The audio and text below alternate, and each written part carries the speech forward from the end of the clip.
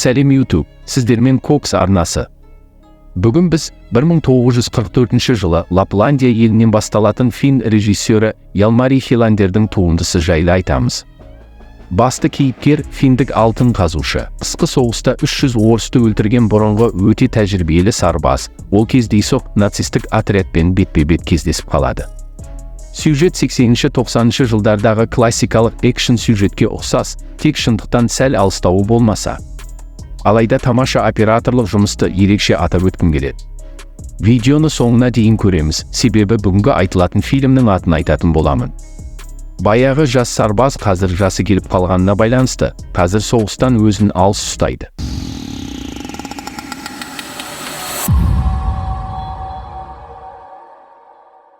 Егде жастағы атами алтын қазумен және оны сатумен айналысады. Ол бағалы алтын металдың түйіршіктерін табады. Атами алтын тістерді акула сияқты үш қатарға қалай салу керектігін қиялдап арқасына құлайды. Ол барлық алтынды жинап алғаннан кейін атына мініп жолға шығады. Қасында жалғыз досы иті болатын. Қарама-қарсы бағыттан танкімен жүрген нацисттер келе жатады. Жүк көлігінің ішінде тұтқынға ұсталған бір топ әйелдер болатын. Олар өтіп бара жатқан атамиге таңданыспен қарайды. Президентпен жабылған жүк көлігінің артында бас нацистің орынбасары Вольф, губернаторы Бруноның қасына келеді. Атамидің артынан атайын десе, Бруно бұған тыйым салады. Себебі атамиді жалғыз бұл топ емес тағы күтіп алатын нацист топтар бар еді.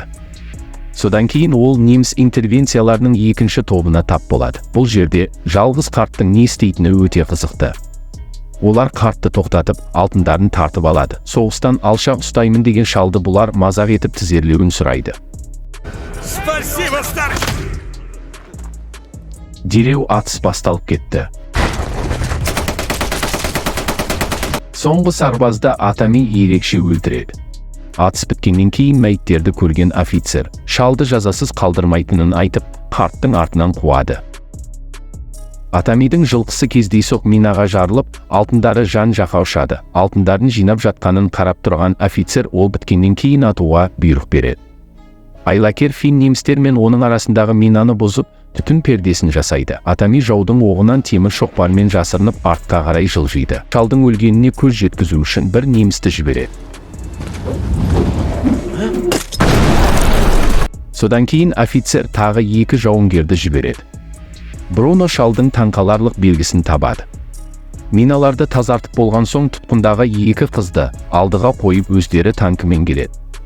Танктың ішінде Вольф генералмен байланысқа шығады. Ол бәрін тастап, Норвегияға қарай жылжуға бұйрық келгенін айтады. Офицер біздің сарбаздарды өлтіргенін айттың ба деген кезде, Вольф иә барлығын жеткіздім. Қайта біздің қатты жолымыз болған екен. Біз байланысқан шал аты аңызға айналған өлмейтін кашей екен. КСР мен қысқы соғыс кезінде ол жалғыз өзі 300-ден астам орысты өлтірген өте тәжірибелі сарбаз екенін айтады. Осы уақытта жараланған атами өртенген жүк көлігінің артына жасырынып, далада өзін-өзі емдей бастайды. Артынан келе жатқан немістерді байқаған атами итіне қашуды бұйырады. Немістердің қолдарындағы байлаулы иіс сезгіш неміс овчаркесі бар екі итті көреді. Атами қозғалатын жүк көлігінің астына кіріп кетеді. Денесіндегі иісті жасыру үшін жанармай багын теседі. Жолдың бойынан бензин ізін көрген сарбаз айқайлап тоқтатады. Осы мүмкіндікті пайдаланып, шал дереу қашады. Оны байқап, Бруно иттерді босатады. Қарт өзіне төгілген бензинді жағып, көлге қарай секіреді. Немістер жағада өлмейтін кашейді су астында ұзақ шыдай алмайтынын айтып, оны күтеді. Шапшаңдықпен бір рет ауа жұтып, бірден су астында кетеді. Бруно сарбаздарды алтынды алып келуге жібереді. Біріншісі суға секіріп атами пышақпен тамағын кесіп, өкпесіне шыққан ауаның көпіршіктерін жұтады. Бетінде қанды дақ пайда болған кезде Бруно келесі сарбазды жібереді. Көп ұзамай судың бетінде қанды көпіршіктер шығады. Үшінші сарбаз суға түсуден қорқып жағаға қарай қашады. Вольф бұйрыққа бағынбаған сарбазды атып өлтіреді. Атамиді көрген Вольф танкідегі пулеметпен оқ жаудырады. Атами немістің денесін жауып, пулеметтің атысынан қашып кетті. Немістер қашып бара жатқан шалға қарап тұрғанда шалдың иті жүгіріп келеді. Офицерге керемет идея келеді. Атами сәл фашистер қиратқан қаланың жанып тұрған қирандыларына келеді. Ол жанармай құю станциясында демалып жатқанда өзінің итінің дауысын естиді. Итке оралған гранатаны байқайды. Тезірек оны жұлып тастамақ болғанда граната жарылып атами есінен танып қалады. Атамиді фашистер арқанмен іліп қояды. Қарт ілмекте біраз уақыт ілініп, серпілуді тоқтатқан кезде, немістер оны өлдіге санап, шляпасын бірінен соң бірін шешеді. Немістер алтынды алып жолға жүреді. Өлмеген Атами тербеле бастайды. Осы кезде екі ұшқыш жанармай іздеп Атамиді көреді. Атами олардың нацист екенін көріп, жақындаған сәтте оны шалып құлатады. Екіншісі басына тигізу арқылы құлатады. Осыдан кейін ары қарай не істеймін деп ойлайды. Қасында ұшақ бар екенін түсінгеннен кейін Атами денесіндегі жараны таңып дайындалады. Ит ыдыстан немістердің дулығасына құйылған тамақты ішіп отқан болатын. Немістер ұшқышты соқтығысудан емес, дарға асылудан өлгенін екенін көреді. Вольф алтын қазушы Атамиді іліп қойған арқанды таниды. Жақын жерде деп күдіктеніп, Бруно колониядағы кедергіні айналып өтіп, әрі қарай жүруді бұйырады. Жүк көлігінің артында тұтқындағы қыздар немістердің Кашей туралы әңгімелерін естігенде күледі. Ол оқиғаны аяқтаған кезде бір күзетші өліп қалады, ал екіншісін танк келе жатқан жолға қарай лақтырады. Қазақша контентті қолдап видеоға лайк басып, каналға жазылуды естен шығармаймыз. Атами қыздарға олармен шайқаста қолдан келгенше көмек көрсетуді сұрайды. Осыдан кейін оларды алып келе жатқан жүргізушінің төбесінен Атами пышақпен қайта тесіп, ақыр соңында оны өлтіреді. Денені лақтырып тастағаннан кейін шал қызды рульге отырғызады. Оған жылдамдықты азайт деп артында келе жатқан танкке қарай секіреді. Содан кейін әйелдер толтырылған жүк көлігі сарбаздарға толы көлікті қуып жетіп, ішінен қарулы қыздар оқ жаудырады. Осы сәтте Атами алтынды қайтару үшін люкті аямай ұра бастайды. Ішінен Бруно соққыны естіп, жүргізушіге тежегішті басқызады. Танкі тоқтаған кезде Атами жерге құлап түседі. Вольф люктен шығып, Финді атып тастайды. Ал Фин артынан көтеріліп, немістермен төбелес басталады. Танкіден шал мен нацист неміс аунап құлап түседі.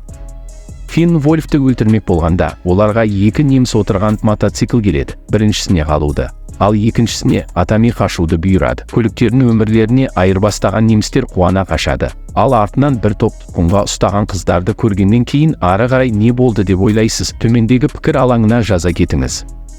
Офицер танкпен аэродромға жетеді, оны ұшақ күтеді. Қасындағы соңғы сарбазды атып тастағаннан кейін офицер мен ұшқыш шұғыл эвакуацияға дайындалып, бортқа отырады. Ұшақ ұшу-қону жолағымен ұшуды бастайды. Атами мінген мотоцикл мен самолет бір-біріне қарама-қарсы бағытта келе жатады.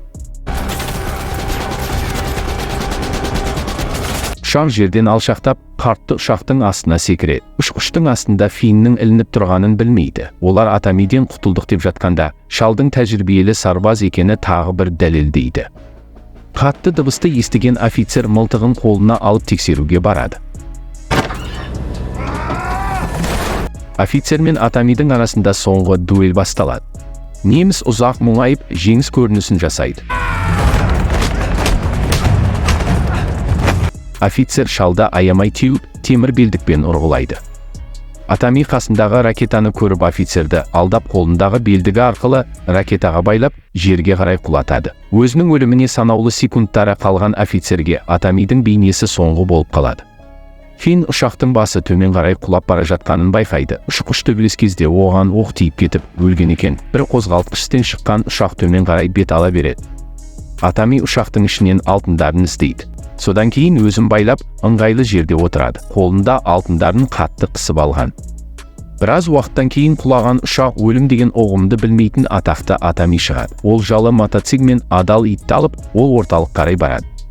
Банкке кірген қарт адам кеңсе қызметкерінің алдына алтындарын қойып, бүкіл фильм бойы алғашқы сөзін айтып, оларды үлкен ақшаға айырбастауды сұрайды. Достар, видеоға лайк басып каналға жазылуды ұмытпаймыз. Бұл ерекше фильмнің аты «Бессмертный».